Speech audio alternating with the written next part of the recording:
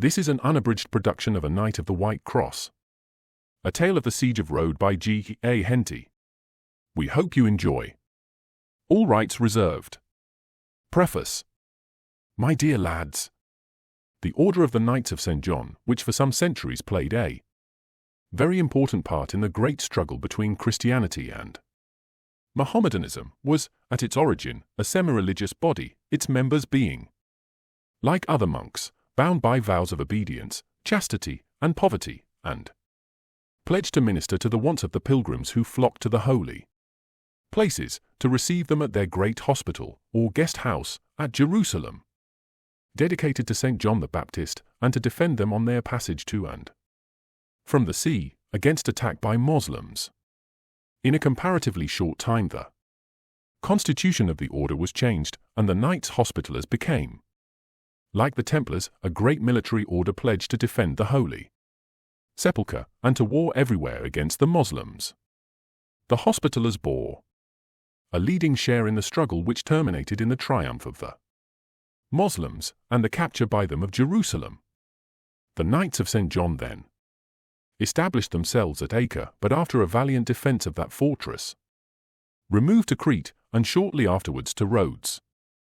There they fortified the town, and withstood 2 terrible sieges by the Turks. At the end of the second they obtained honourable terms from Sultan Solomon, and retiring to Malta established themselves there in an even stronger fortress than that of Rhodes, and repulsed all the efforts of the Turks to dispossess them.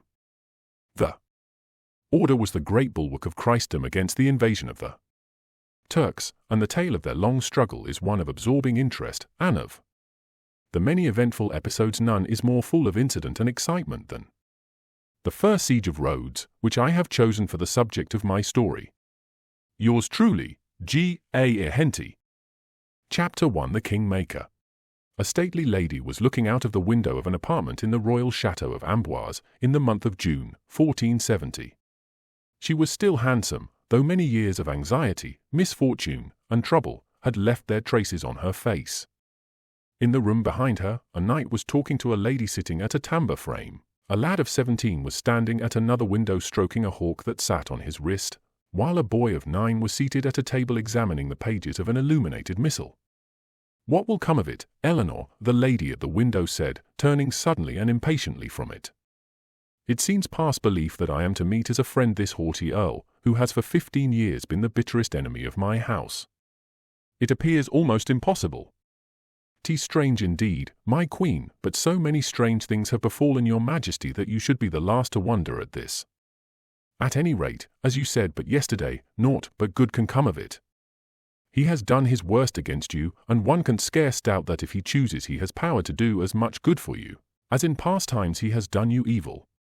'Tis certain that his coming here shows he is in earnest, for his presence, which is sure sooner or later to come to the ears of the usurper, will cause him to fall into the deepest disgrace. And yet it seemed, the Queen said, that by marrying his daughter to Clarence he had bound himself more firmly than ever to the side of York." Madam," the knight said. "But Clarence himself is said to be alike unprincipled and ambitious, and it may well be that Warwick intended to set him up against Edward. Had he not done so, such an alliance would not necessarily strengthen his position at court." "Methinks your supposition is the true one, Sir Thomas," the Queen said. "Edward cares not sufficiently for his brother to bestow much favour upon the father of the prince's wife. Thus, he would gain but little by the marriage unless he were to place Clarence on the throne. Then he would again become the real ruler of England, as he was until Edward married Elizabeth Woodville, and the house of Rivers rose to the first place in the royal favour, and eclipsed the star of Warwick. It is no wonder the proud earl chafes under the ingratitude of the man who owes his throne to him, and that he is ready to dare everything so that he can but prove to him that he is not to be slighted with impunity. But why come to me, when he has Clarence as his puppet? He may have convinced himself, madam, that Clarence is even less to be trusted than Edward, or he may perceive that but few of the Yorkists would follow him were he to declare against the usurper, while assuredly your adherents would stand aloof altogether from such a struggle. Powerful as he is, Warwick could not alone withstand the united forces of all the nobles pledged to the support of the House of York. Thence, as I take it, does it happen that he has resolved to throw in his lot with Lancaster, if your majesty will but forgive the evil he has done your house and accept him as your ally. No doubt he will have terms to make and conditions to lay down. He may make what conditions he chooses, Queen Margaret said passionately, so that he does but aid me to take vengeance on that false traitor, to place my husband again on the throne, and to obtain for my son his rightful heritage. As she spoke, a trumpet sounded in the courtyard below. He has come, she exclaimed. Once again, after years of misery and humiliation, I can hope. We had best retire, madam, Sir Thomas Tresham said. He will speak more freely to your majesty if there are no witnesses. Come, Gervase, it is time that you practiced your exercises. And Sir Thomas, with his wife and child, quitted the room, leaving Queen Margaret with her son to meet the man who had been the bitterest foe of her house, the author of her direst misfortunes. For 2 hours the Earl of Warwick was closeted with the Queen, then he took horse and rode away. As soon as he did so, a servant informed Sir Thomas and his wife that the Queen desired their presence. Margaret was standing radiant when they entered. "Congratulate me, my friends," she said. "The Star of Lancaster has risen again. Warwick has placed all his power and influence at our disposal. We have both forgiven all the past, the countless injuries he has inflicted on my house, he the execution of his father and so many of his friends. We have both laid aside all our grievances, and we stand united by our hate for Edward. There is but one condition, and this I accepted gladly, namely, that my son should marry his daughter Anne. This will be another bond between us, and by all reports Anne is a charming young lady. Edward has gladly agreed to the match. He could make no alliance, even with the proudest princess in Europe, which would so aid him, and so strengthen his throne. God grant that your hopes may be fulfilled, madam, the knight said earnestly, and that peace may be given to our distracted country. The usurper has rendered himself unpopular by his extravagance and by the exactions of his tax collectors, and I believe that England will gladly welcome the return of its lawful king to power. When does Warwick propose to begin? He will at once get a fleet together. Louis, who has privately brought about this meeting, will of course throw no impediment in his way, but, on the other hand, the Duke of Burgundy will do all in his power to thwart the enterprise, and will, as soon as he learns of it, warn Edward. I feel new life in me, Eleanor. After fretting powerless for years, I seem to be a different woman now that there is a prospect of action. I am rejoiced at the thought that at last I shall be able to reward those who have ventured and suffered so much in the cause of Lancaster. My hope is, madam, that this enterprise will be the final one, that, once successful, our dear land will be no longer deluged with blood, and that never again shall I be forced to draw my sword against my countrymen. 'Tis a good and pious wish, Sir Thomas, and heartily do I join in it. My married life has been one long round of trouble, and none more than I have cause to wish for peace. There is the more hope for it, madam, that these wars have greatly diminished the number of powerful barons. It is they who are the authors of this struggle, their rivalries and their ambitions are the ruin of England. Save for their retainers, there would be no armies to place in the field, the mass of people stand aloof altogether, desiring only to live in peace and quiet. 'Tis the same here in France, 'tis the powerful vassals of the king that are ever causing trouble. 'Tis so indeed, Sir Thomas. But without his feudal lords how could a king place an army in the field when his dominions were threatened by a powerful neighbour? Then it would be the people's business to fight, madam, and I doubt not that they would do so in defence of their hearths and homes. Besides, the neighbour would no longer have the power of invasion were he also without great vassals. These great barons stand between the king and his subjects, and a monarch would be a king indeed were he able to rule without their constant dictation, and undisturbed by their rivalry and ambitions. That would be a good time indeed, Sir Thomas, the Queen said, with a smile, but methinks there is but little chance of its coming about, for at present it seems to me that the vassals are better able to make or unmake kings, than kings are able to deprive the great vassals of power, and never since Norman William set foot in England were they more powerful than they are at present. What does my chance of recovering our throne rest upon? Not upon our right, but on the quarrel between Warwick and the House of Rivers. We are but puppets that the great lords play against each other. Did it depend upon my will, it should be as you say, I would crush them all at a blow. Then only should I feel really a queen. But that is but a dream that can never be carried out. Not in our time, madam. But perhaps it may come sooner than we expect, and this long war, which has destroyed many great families and weakened others, may greatly hasten its arrival. I presume until Warwick is ready to move naught will be done, Your Majesty? That is not settled yet. Warwick spoke somewhat of causing a rising in the north before he set sail, so that a portion at least of Edward's power may be up there when we make our landing. It would be a prudent step, madam. If we can but gain possession of London, the matter would be half finished. The citizens are ever ready to take sides with those whom they regard as likely to win, and just as they shout at present, "Long live King Edward!" so would they shout, "Long live King Henry!" Did you enter the town? This may perhaps change the thought that you have entertained, Sir Thomas, of making your son a Knight of St. John. I have not thought the matter over, madam. If there were quiet in the land I should, were it not for my vow, be well content that he should settle down in peace at my old hall. But if I see that there is still trouble and bloodshed ahead, I would in any case far rather that he should enter the order, and spend his life in fighting the infidel than in strife with Englishmen. My good friend, the Grand Prior of the Order in England, has promised that he will take him as his page, and at any rate in the house of St. John's he will pass his youth in security whatsoever fate may befall me. The child himself already bids fair to do honour to our name, and to become a worthy member of the order. He is fond of study, and under my daily tuition is making good progress in the use of his weapons. That is he, the prince said, speaking for the first time. It was but yesterday in the great hall downstairs he stood up with blunted swords against young Victor de Pauliac, who is nigh 3 years his senior. It was amusing to see how the little knaves fought against each other, and by my faith Jervis held his own staunchly, in spite of Victor's superior height and weight. If he join the order, Sir Thomas, I warrant me he will cleave many an infidel skull, and will do honour to the Lang of England. I hope so, Prince, the knight said gravely.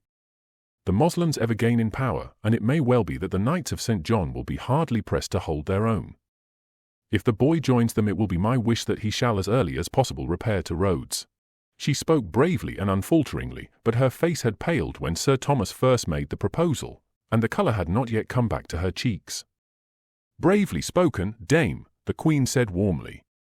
Well, Sir Thomas, I accept your offer, and trust that you will not be long separated from your wife and son, who will of course journey with me when I go to England, where doubtless you will be able to rejoin us a few days after we land. Now let us talk over the noblemen and gentlemen in the West, upon whom we can rely, if not to join our banner as soon as it is spread, at least to say no word that will betray you. 2 days later Sir Thomas Tresham started on his journey, while the Queen remained at Amboise eagerly awaiting the news that Warwick had collected a fleet and was ready to set sail. Up to this point the Duke of Clarence had sided with Warwick against his brother and had passed over with him to France, believing, no doubt, that if the Earl should succeed in dethroning Edward, he intended to place him, his son-in-law, upon the throne. He was rudely awakened from this delusion by Charles of Burgundy, who, being in all but open rebellion against his suzerain, the King of France, kept himself intimately acquainted with all that was going on. He despatched a female emissary to Clarence to inform him of the league Warwick had made with the Lancastrians, and the intended marriage between his daughter and the young prince, imploring him to be reconciled with his brother and to break off his alliance with the Earl, who was on the point of waging war against the House of York. Clarence took the advice, and went over to England, where he made his peace with Edward, the more easily because the king, who was entirely given up to pleasure, treated with contempt the warnings the Duke of Burgundy sent him of the intended invasion by Warwick. And yet a moment's serious reflection should have shown him that his position was precarious. The crushing exactions of the tax-gatherers, in order to provide the means for Edward's lavish expenditure, had already caused very serious insurrections in various parts of the country, and his unpopularity was deep and general. In one of these risings the royal troops had suffered a crushing defeat.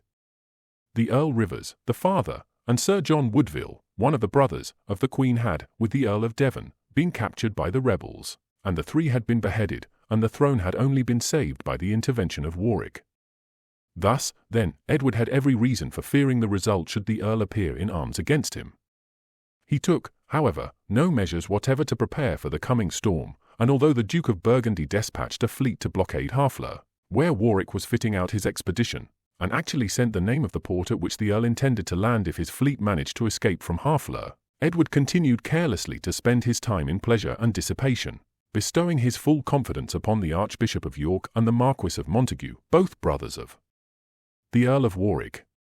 The elements favoured his enemies, for early in September the Duke of Burgundy's fleet, off Harfleur, was dispersed by a storm, and Warwick, as soon as the gale abated, set sail, and on the 13th landed on the Devonshire coast. His force was a considerable one, for the French king had furnished him both with money and men. On effecting his landing he found no army assembled to oppose him. A few hours after his disembarkation, he was joined by Sir Thomas Tresham, who gave him the good news that the whole of the West was ready to rise, and that in a few days all the great landowners would join him with their retainers. This turned out to be the case, and Warwick, with a great array, marched eastward. Kent had already risen, and London declared for King Henry. Warwick, therefore, instead of marching thither, moved towards Lincolnshire, where Edward was with his army, having gone north to repress an insurrection that had broken out there at the instigation of Warwick. Lord Montague now threw off the mask, and declared for King Henry. Most of the soldiers followed him, and Edward, finding it hopeless to oppose Warwick's force, which was now within a short march of him, took ship with a few friends who remained faithful, and sailed for Holland. Warwick returned to London, where he took King Henry from the dungeon in the Tower, into which he himself had, 5 years before, thrown him, and proclaimed him king. On the day that this took place Dame Tresham arrived in London with her son. The Queen had found that she could not for the present cross, as she was waiting for a large French force which was to accompany her. As it was uncertain how long the delay might last, she counselled her friend to join her husband. The revolution had been accomplished without the loss of a single life, with the exception of that of the Earl of Worcester, who was hated for his cruelty by the people. Edward's principal friends took refuge in various religious houses. The Queen, her 3 daughters, and her mother fled to the sanctuary at Westminster. All these were left unmolested, nor was any step taken against the other adherents of the House of York. Warwick was now virtually King of England. The king, whose intellect had always been weak, was now almost an imbecile, and Margaret of Anjou was still detained in France. Sir Thomas Tresham went down to his estates in Kent, and there lived quietly for some months. The Duke of Clarence had joined Warwick as soon as he saw that his brother's cause was lost, and as the Duke had no knowledge of his changed feelings towards him, he was heartily welcomed. An Act of Settlement was passed by Parliament entailing the crown on Henry's son Edward, Prince of Wales, and in case of that prince's death without issue, on the Duke of Clarence. On the 12th of March following, 1471, Edward suddenly appeared with a fleet with which he had been secretly supplied by the Duke of Burgundy, and, sailing north, landed in the Humber. He found the northern population by no means disposed to aid him, but upon his taking a solemn oath that he had no designs whatever upon the throne, but simply claimed to be restored to his rights and dignities as Duke of York, he was joined by a sufficient force to enable him to cross the Trent. As he marched south his army speedily swelled, and he was joined by many great lords. Warwick had summoned Henry's adherents to the field, and marched north to meet him. When the armies approached each other, the Duke of Clarence, who commanded a portion of Henry's army, went over with his whole force to Edward, and Warwick, being no longer in a position to give battle, was obliged to draw off and allow Edward to march unopposed towards London. The citizens, with their usual fickleness, received him with the same outburst of enthusiasm with which, 5 months before, they had greeted the entry of Warwick. The unfortunate King Henry was again thrown into his dungeon in the Tower, and Edward found himself once more King of England. Sir Thomas Tresham, as soon as he heard of the landing of Edward, had hastened up to London. In his uncertainty how matters would go, he brought his wife and son up with him, and left them in lodgings, while he marched north with Warwick. As soon as the defection of Clarence opened the road to London, he left the Earl, promising to return in a few days, and rode to town, arriving there 2 days before Edward's entry, and, purchasing another horse, took his wife and son down to St. Albans, where, leaving them, he rejoined Warwick. In a few days the latter had gathered sufficient forces to enable him to risk the fortunes of a battle, and, marching south, he encamped with his army on the common north of Barnet. Edward had come out to meet him, and the 2 armies slept on Easter Eve within 2 miles of each other. Late in the evening Clarence sent a messenger to the Earl, offering to mediate, but the offer was indignantly refused by Warwick. In the darkness, neither party was aware of the other's precise position. Warwick was much stronger than the king in artillery, and had placed it on his right wing. The king, in his ignorance of the enemy's position, had placed his troops considerably more to the right than those of Warwick's army. The latter, believing that Edward's line was facing his, kept up a heavy cannonade all night upon where he supposed Edward's left to be, a cannonade which was thus entirely futile. In the morning, April 14th, the heavy mist covered the country and prevented either force from seeing the other's dispositions. Warwick took the command of his left wing, having with him the Duke of Exeter. Somerset was in command of his centre, and Montague and Oxford of his right. Edward placed himself in the centre of his array, the Duke of Gloucester commanded on his right, and Lord Hastings on his left. Desirous, from his inferiority in artillery, to fight out the battle hand to hand, Edward, at 6 o'clock in the morning, ordered his trumpets to blow, and, after firing a few shots, advanced through the mist to attack the enemy.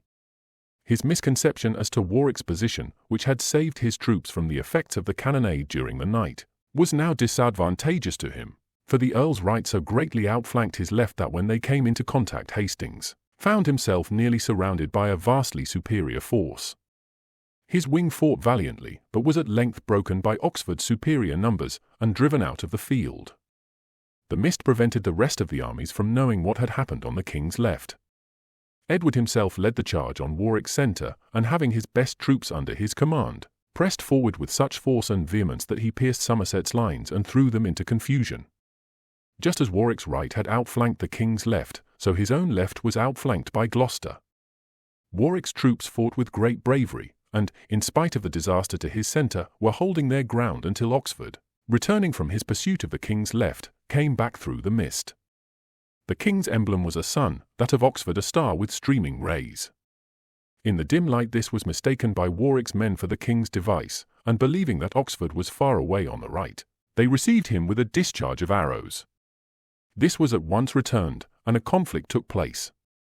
At last the mistake was discovered, but the confusion caused was irreparable. Warwick and Oxford each suspected the other of treachery, and the king's right still pressing on, the confusion increased, and the battle, which had been so nearly won by the Earl, soon became a complete defeat. Chapter 2: The Battle of Tewkesbury. Riding fast, Sir Thomas Tresham crossed the Thames at Reading before any news of the Battle of Barnet had arrived there.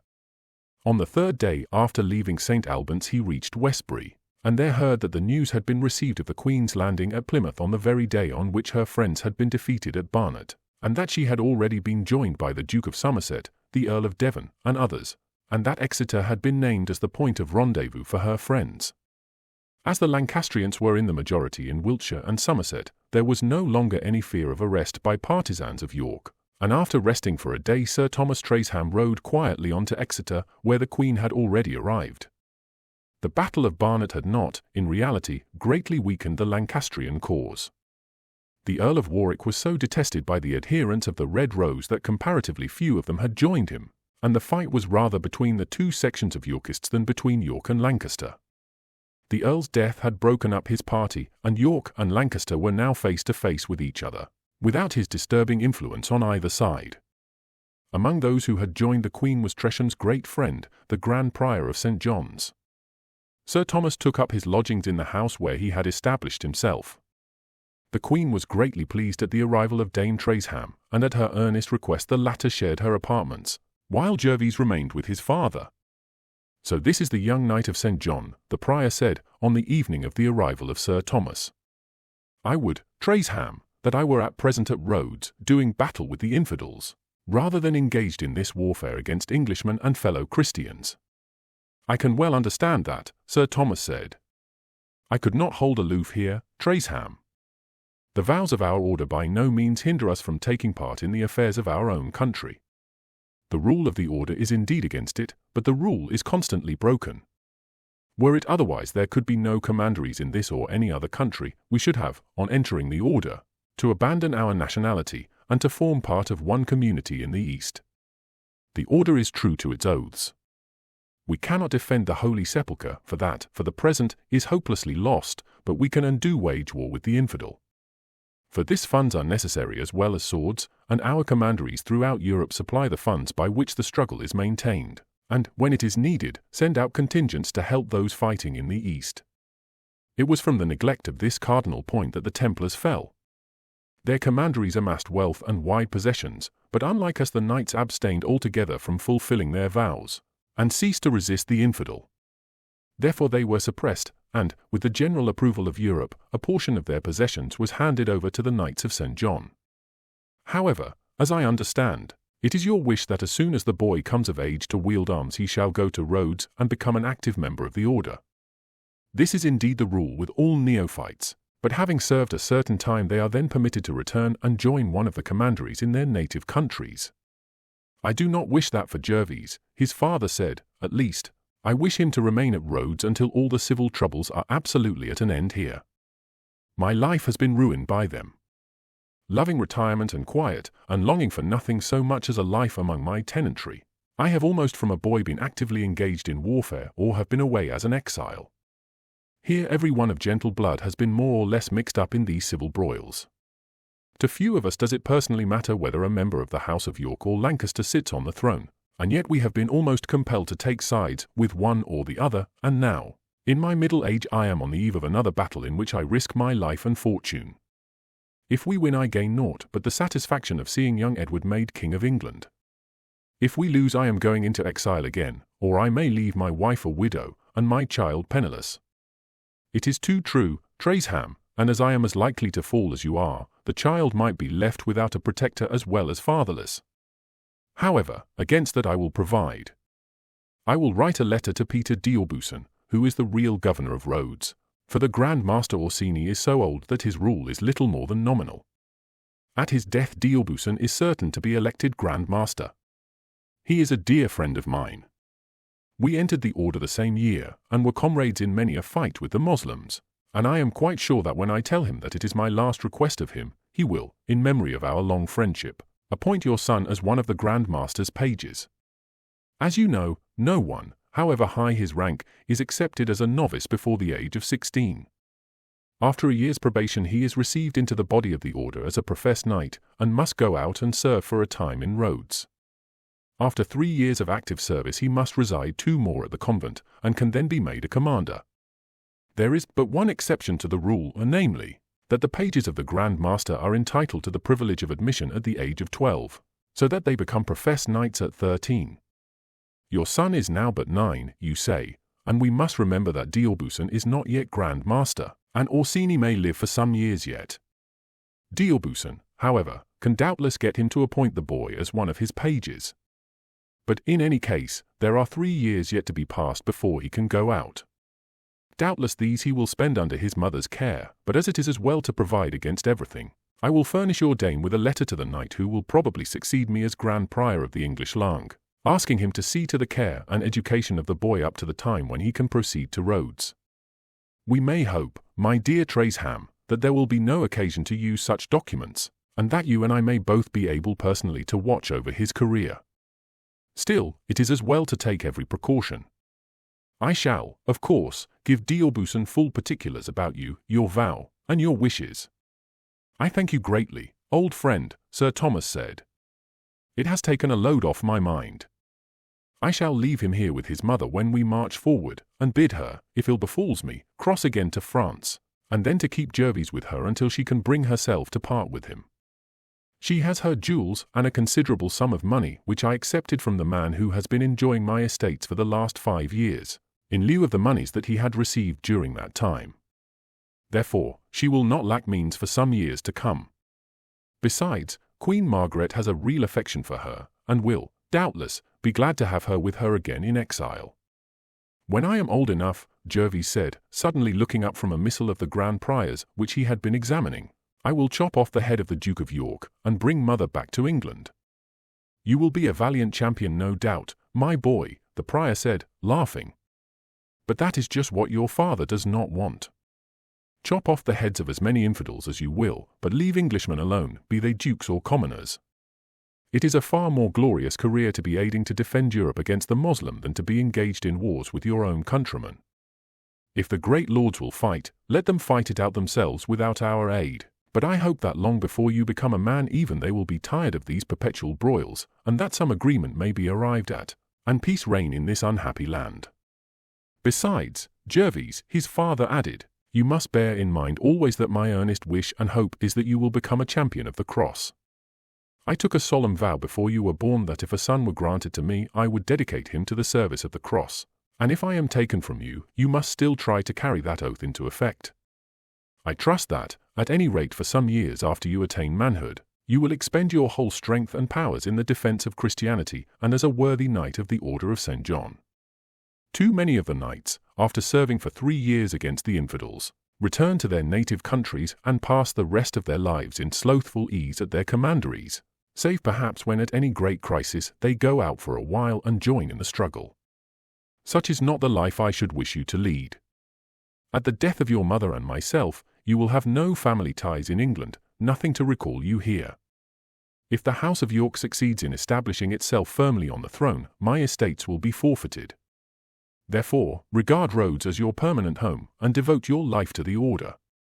Beginning so young, you may hope to distinguish yourself, to gain high rank in it, but remember that though these are my wishes, they are not my orders, and that your career must be in your own hands.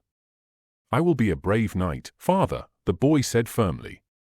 That is right, my boy. Now go upstairs to your bed, it is already late. I do not regret my vow, he went on, after Jervis had left the room, though I regret that he is my only son. It is singular that men should care about what comes after them, but I suppose it is human nature.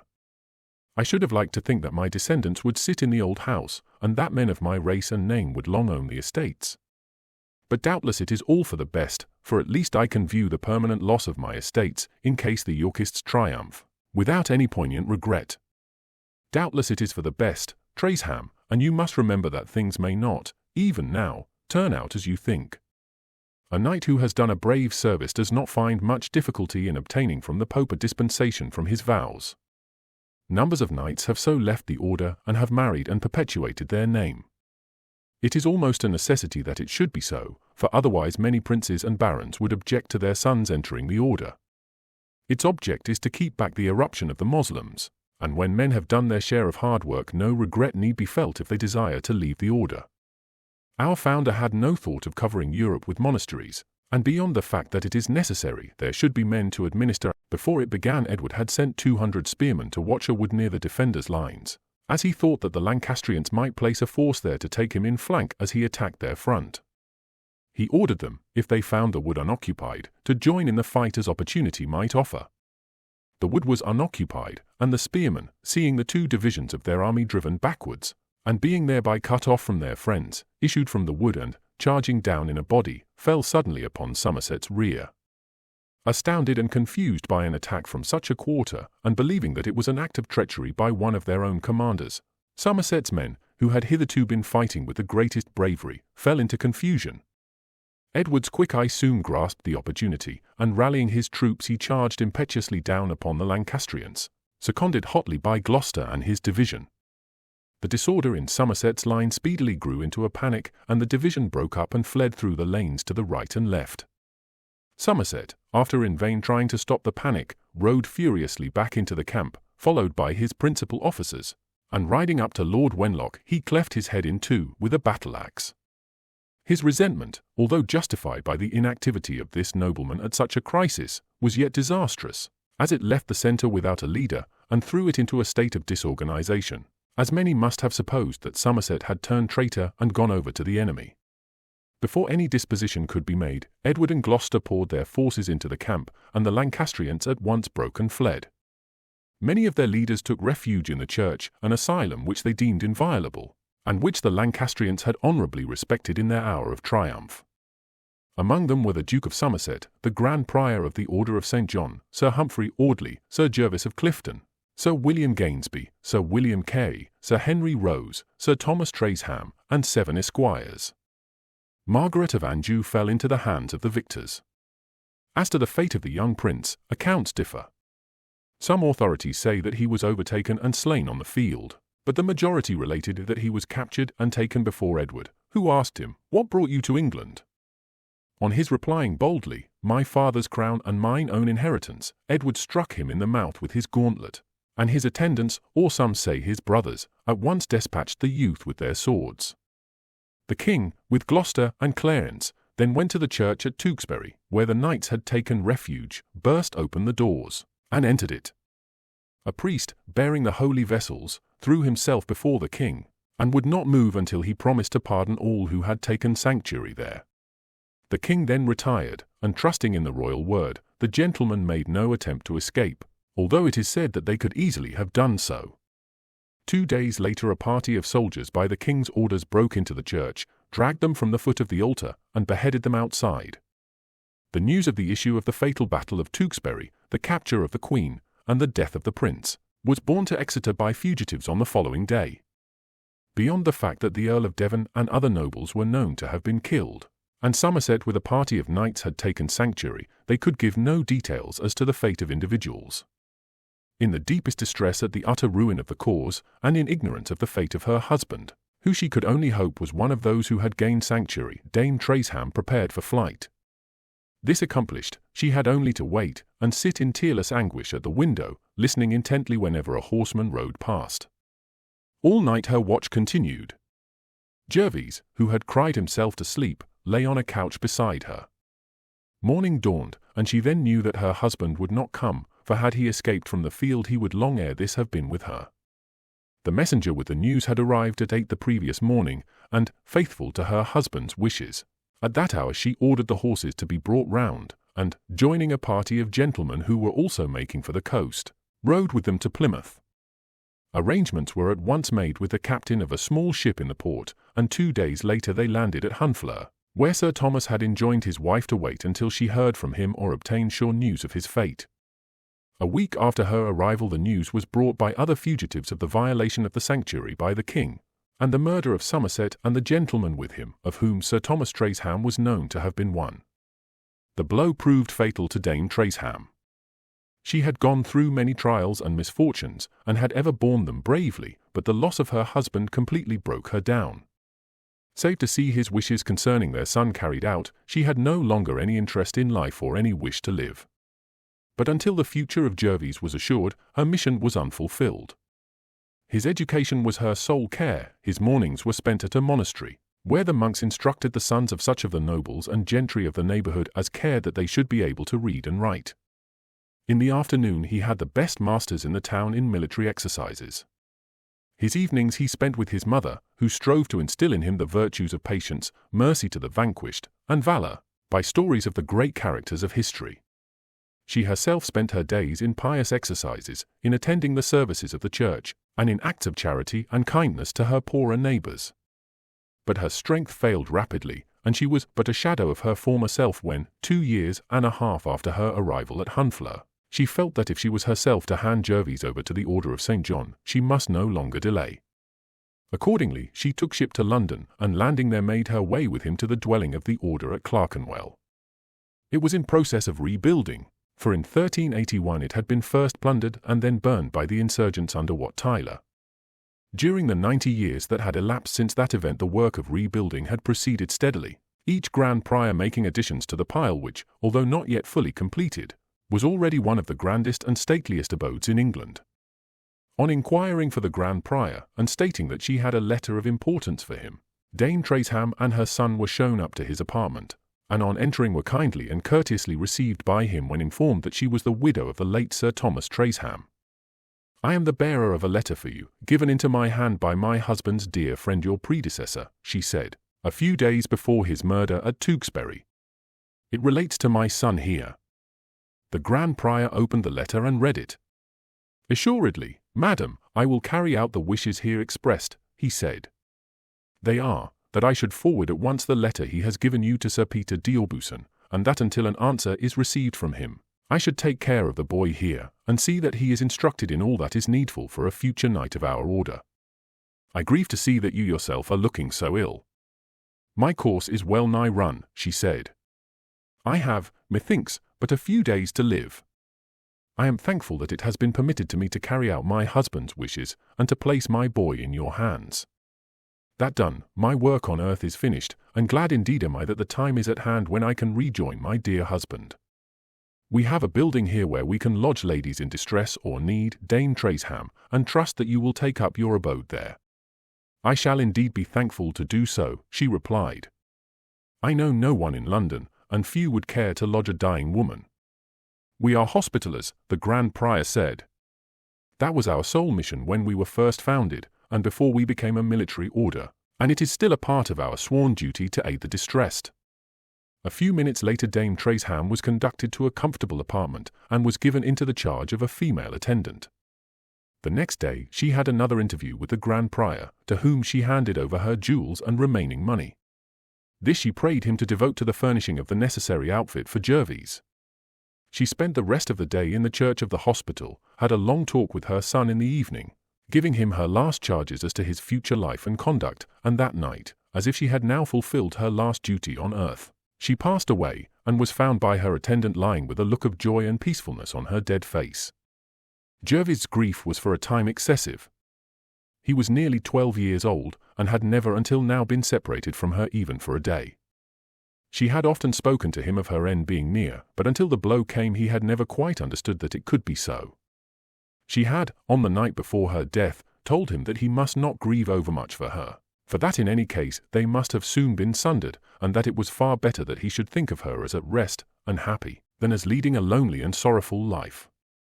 The Grand Prior, however, wisely gave him but little time to dwell upon his loss, but as soon as her funeral had taken place, handed him over to the knights who had the charge of the novices on probation, and instructed them in their military exercises, and of the chaplain who taught them such learning as was considered requisite for a knight of the order. The knights were surprised at the proficiency the lad had already attained in the use of his weapons. By Street Agatha, one of them exclaimed, after the conclusion of his first lesson, "You have had good teachers, lad, and have availed yourself rarely of them. If you go on like this you will become a distinguished knight of our order. With a few more years to strengthen your arms I warrant me you will bear your part well in your first tussle with the Moslem corsairs." It fortunately happened that a party of knights were starting for Rhodes a few days after the admission of Jervis to the hospital, and the letter to Sir Peter d'Aubusson was committed to their charge. They were to proceed to Bordeaux by ship, then to journey by land to Marseilles, and thence, being joined by some French knights, to sail direct to Rhodes. 2 months later an answer was received. D'Aubusson wrote to the Grand Prior saying that he would gladly carry out the last wishes of his dead friend, and that he had already obtained from the Grand Master the Chapter 3 The Grand Master's Page. The Grand Prior had, in accordance with Dame Tresham's request, sent the steward of the house to one of the principal jewellers of the city who, as the order were excellent customers, paid a good price for her jewels. After the payment for the numerous dresses required for the service as a page to the Grand Master, the Grand Prior handed the balance of the money Dame Tresham had brought with her, and that obtained by the sale of her jewels, to one of the knights under whose charge Jervis was to travel, to be given by him to D'Aubusson for the necessities of Jervis as a page. During their term of service the pages received no remuneration, all their expenses being paid by their families. Nevertheless, the post was considered so honourable, and of such great advantage to those entering the order, that the appointments were eagerly sought after. The head of the party was Sir Guy Redcar, who had been a commander in England, but who was now relinquishing that post in order to take a high office in the convent at the island. With him were 4 lads between 17 and 20 who were going out as professed knights, having served their year of probation as novices at the Grand Priory. With these Jervis was already acquainted, as they had lived, studied, and performed their military exercises together. The 3 eldest of these Jervis liked much, but the youngest of the party, Robert Rivers, a relation of the Queen, had always shown a very different spirit from the others.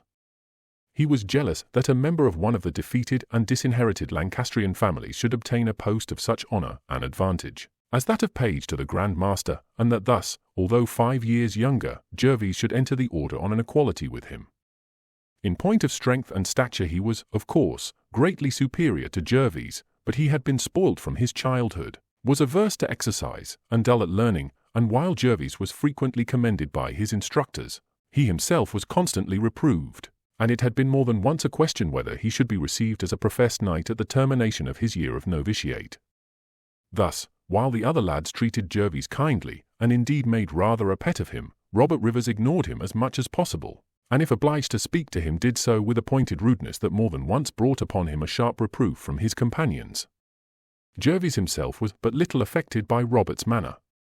He was of an exceptionally good-tempered nature, and, indeed, was so occupied with his work and so anxious to satisfy his teachers, That Robert's ill humor passed almost unnoticed. The journey was performed without incident. During their passage across the south of France, Gervais' perfect knowledge of the language gained for him a great advantage over his companions, and enabled him to be of much use to Sir Guy. They had fine weather during their passage up the Mediterranean, and in the day their leader gave them their first lessons in the management and discipline of a ship. "You will be nearly as much at sea as you are on land for the 5 years you must stay at the convent," he said, "and it is essential to the education of a knight of our order to know all things connected with the management of a ship, even to its building. We construct our own galleys at Rhodes, using, of course, the labor of slaves, but under our own superintendence, and it is even more essential to us to know how to fight on sea than on land. There is, too, you see, a rivalry among ourselves, for each lang has its duties, and each strives to perform more gallant deeds and to bring in more rich prizes than the others. We of England are among the smallest of the longs, and yet methinks we do a fair portion of the work and gain fully our share of honor. There is no fear of your having much time on your hands, for it is quite certain that there will soon be open war between Mahomet and the order. In spite of the nominal truce, constant skirmishes are taking place, so that, in addition to our fights with pirates, we have sometimes encounters with the Sultan's galleys. 7 years ago, a number of our order took part in the defense of Lesbos and lost their lives at its capture, and we have sure information that Mahomet is preparing for an attack on the island. No doubt he thinks it will be an easy conquest, for in 57 he succeeded in landing 18,000 men on the island, and in ravaging a large district, carrying off much booty. Since then, however, the defenses of Rhodes have been greatly strengthened. Zacosta, our last Grand Master, labored diligently to increase the fortifications, and, specially, built on one side of the entrance to the harbor a strong tower, called Fort St. Nicholas. Orsini has carried on the works, which have been directed by D'Aubusson, who is Captain General of the forces of the island, and who has deepened the ditches and built a wall on the seafront of the town 600 feet in length and 20 feet in height, money being found by the Grand Master from his private purse. At present we are not sure whether the great armament that Mahomet is preparing is intended for the capture of Negropont, which belongs to Venice, or of Rhodes. Unfortunately, Venice and Rhodes are not good friends. In the course of our war with Egypt in 58, we captured from some Venetian vessels, in which they were traveling, several Egyptian merchants with a great store of goods. The Venetians protested that as the ships were theirs we had no right to interfere with our enemies who were traveling in them, and, without giving time for the question to be discussed, at once attacked our galleys and sent a fleet against Rhodes. They landed on the island and not only pillaged the district of Halki, but a number of natives having sought shelter in a cave, the Venetians blocked up the entrance with brushwood, set it on fire, and suffocated them all. Shortly afterwards, another and larger fleet appeared off Rhodes and demanded the restitution of the Egyptians and their merchandise. There was a great division of opinion in the council, but, seeing the great danger that threatened us both from the Turks at Constantinople and the Venetians, and that it was madness at such a time to engage in war with a Christian power, the Grand Master persuaded the council to accede to their request. There has never been any friendly feeling between Venice and ourselves since that time. Still, I trust that our common danger will reunite us, and that whether Negropont or Rhodes is attacked by the Moslems, we shall render loyal aid to each other. There was great excitement among Gervais and his companions when it was announced that Rhodes was in sight, and as they approached the town they gazed with admiration at the castle with its stately buildings, the palace of the Grand Master and the hospital of St. John rising above the lower town, the massive walls strengthened by projecting bastions, and the fortifications of the ports. Of these there were 2, with separate entrances, divided from each other by a narrow tongue of land. At its extremity stood Fort St. Nicholas, which was connected by a strong wall running along the promontory to the town. The inner port, as it was called, was of greater importance, as it adjoined the town itself. It was defended in the first place by Fort St. Nicholas, and at the inner entrance stood the towers of St. John and St. Michael, one on either side. Into this the vessel was steered. There were many craft lying there, among them 8 or 10 of the galleys of the order. "We will go first to the house of our lang," Sir Guy said, "and tell them to send down slaves to fetch up our baggage, then I will take you, Gervais, to Sir Peter D'Aubusson, and hand you over to his care."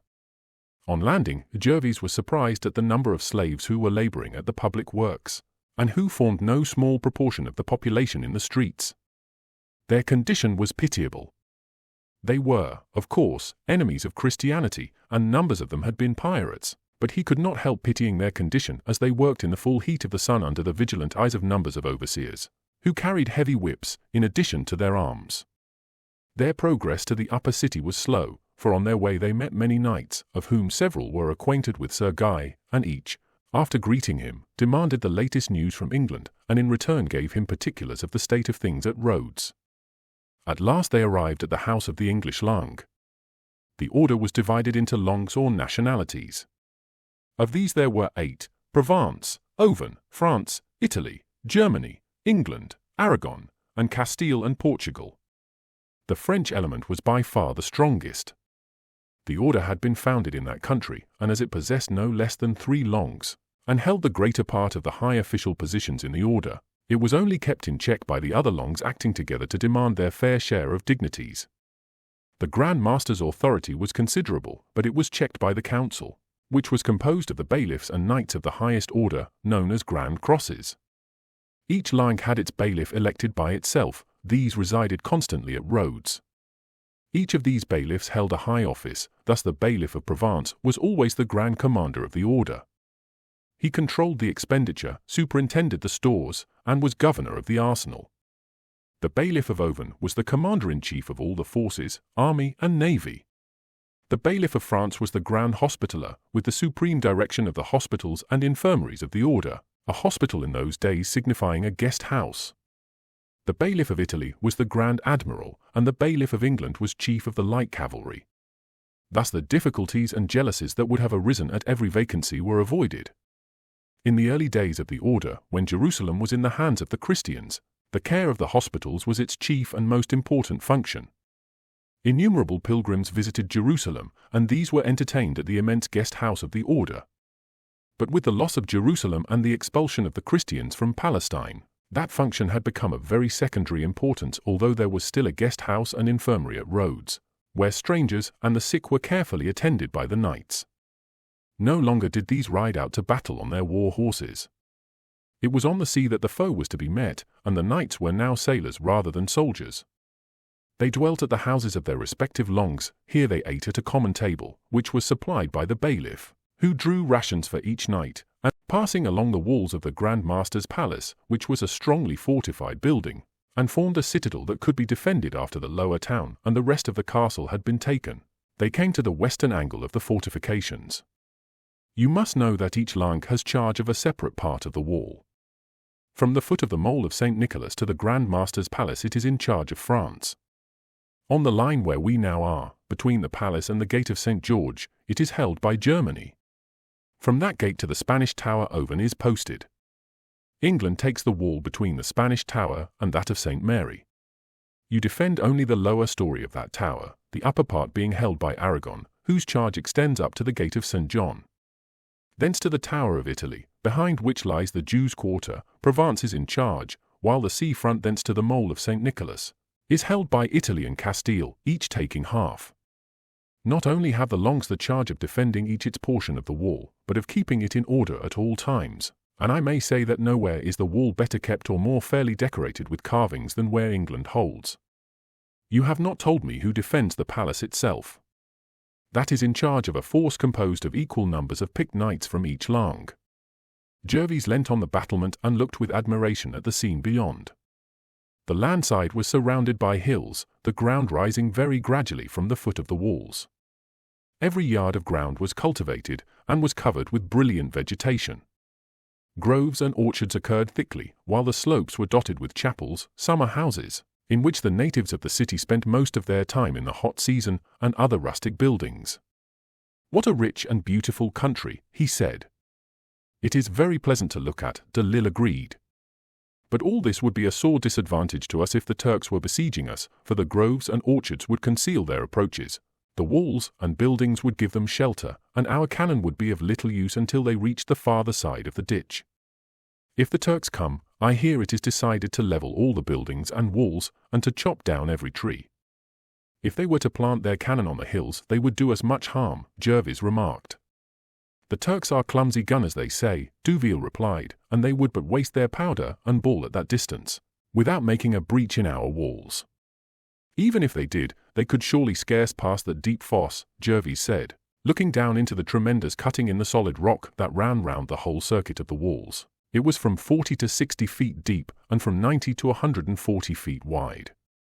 It was from this great cutting that the stones for the construction of the walls, towers, and buildings of the town had been taken, the work having been going on ever since the knights established themselves at Rhodes and being performed by a host of captives taken in war, together with labour hired from neighbouring islands.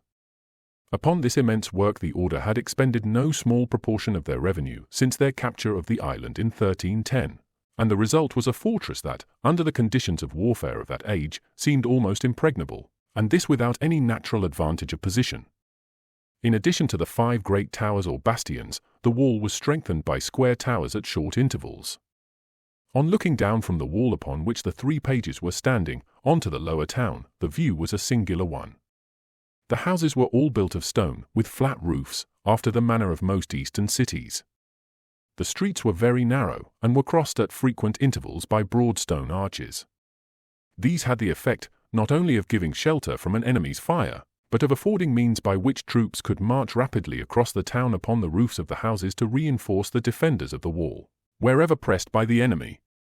Thus the town from above presented the appearance of a great pavement, broken only by dark and frequently interrupted lines. How different to the towns at home! Jervis exclaimed, as, after gazing long upon the beautiful country outside the walls, he turned and looked inward. One would hardly know that it was a town at all. Yes, it is rather different to the view from the top of the tower of Notre Dame, which I ascended while I was staying in Paris. But this sort of building is best here. The thickness of the stone roofs keeps out the heat of the sun, and it is only when it is almost overhead that it shines down into the narrow streets. As you can see by the number of the people on the roofs, they use them as a resort in the evening. Then carpets are spread, and they receive visitors, and can talk to their neighbours over the low walls that separate the roofs. You can trace the divisions. Some of the house roofs are larger than others, but all are upon the same level, this being the regulation, in order that there might be free passage everywhere for the troops. By the time they had made the circuit of the walls, darkness had fallen and concealed the martial features of the scene. Lights twinkled everywhere upon the stone terraces, the sound of lutes and other musical instruments came up softly on the still air, with the hum of talk and laughter. The sea lay as smooth as a mirror and reflected the light of the stars, and the black hulls of the galleys and ships in the harbour lay still and motionless. Greatly pleased with his first experience of the city that was to be his future home, Jervis returned, with his companions, to the auberge of Oven. The next morning the bailiff d'Aubusson bade Jervis accompany him to the palace of the Grand Master. Here he introduced him to Orsini, an old and feeble man, who, after a few kind words, handed him over to the chamberlain, who, in turn, led him to the official who was in charge of the pages. That officer took him down to the courtyard, where 4 young knights were engaged in superintending the military exercises of the pages. The scene was exactly the same as that to which Jervis had been accustomed at the house in London. Some of the lads were fighting with blunted swords, others were swinging heavy bars of iron, climbing ropes, or vaulting onto the back of a wooden horse. All paused as the official entered with his charge. "This is your new comrade, boys," he said, "Master Jervis Traceham, a member of the English Langue. Be good comrades to him. By the reports I hear I am sure that you will find him a worthy companion." The pages had been prepared to like the newcomer, for it was well known that he owed his appointment to the bailiff of Oven, who was the most popular of the officials of the order, and who was already regarded as the Grand Master. His appearance confirmed their anticipation. His fair complexion and nut-brown hair tinged with gold, cut somewhat short, but with a natural wave, contrasted with their darker locks and faces bronzed by the sun. There was an honest and frank look in his grey eyes, and an expression of good temper on his face, though the square chin and firm lips spoke of earnestness and resolution of purpose. The official took him round the circle and presented him first to the knights and then to each of his comrades. "You may as well join them in their exercises. In that way you will sooner become at home with them." Jervis at once laid down his mantle, removed his doublet, and then joined the others. There was but 1/2 hour remaining before they broke off to go to dinner, which was at 10:30. But the time sufficed to show the young pages that this English lad was the equal of all, except 2 or 3 of the oldest, both in strength and in knowledge of arms. He could climb the rope with any of them, could vault onto the wooden horse with a heavy cuirass and back piece on him, and held his own in a bout with swords against Conrad von Berghoff, who was considered the best sword player among them. As soon as the exercises were over, all proceeded to the bath, and then to dinner. The meal was a simple one, but Jervis enjoyed it thoroughly, for the table was loaded with an abundance of fruits of kinds altogether novel to him, and which he found delicious. The official in charge of them sat at the head of the table, and the meal was eaten in silence. After it was over and they had retired to their own rooms, discipline was at an end, and they were free to amuse themselves as they liked. There were many questions to be asked and answered, but his display of strength and skill in the courtyard saved Jervis from a good deal of the teasing to which a newcomer among a party of boys is always exposed. He, on his part, learnt that the duties of the pages were very light. 2 only were on duty each day, being in constant attendance on the Grand Master and accompanying him wherever he went. When he dined in public, 4 of them waited on him at table, and 1 of them performed the duties of taster. If he returned to the palace after dark, 6 others lined the staircase with torches. On occasions of state ceremony, and at the numerous religious festivals, all were in attendance. By this time Jervis' trunks had been brought over from the English auberge, where they had been conveyed from the ship, and his garments were taken out and inspected by his comrades, who all admitted that they were, in point of beauty of colour and material, and in fashion, equal to their own. "You will have to get 1 more suit, Jervis," one of the lads said. "At 1 or 2 of the grand ceremonies every year, we are all dressed alike, that is the rule. On other occasions we wear what we choose, so that our garments are handsome, and I think it looks a good deal better than when we are dressed alike, though no doubt in religious processions that is more appropriate. De Rebaumont, our governor, will give orders for the supply of your state costume. He is a good fellow. Of course, he has to be rather strict with us, but so long as there is nothing done that he considers discreditable to our position, he lets us do pretty nearly as we like. We have 4 hours a day at our military exercises, and 2 hours with the sub-chaplain, who teaches us our books and religious duties. The rest of our time we can use as we like, except that every day 8 of us ride for 2 hours and practice with the lance, for although it is at sea we fight the Moslems, we are expected to become finished knights in all matters. These 8 horses are kept for our service, and such as choose may at other times ride them. On Saturdays we are free from all our exercises,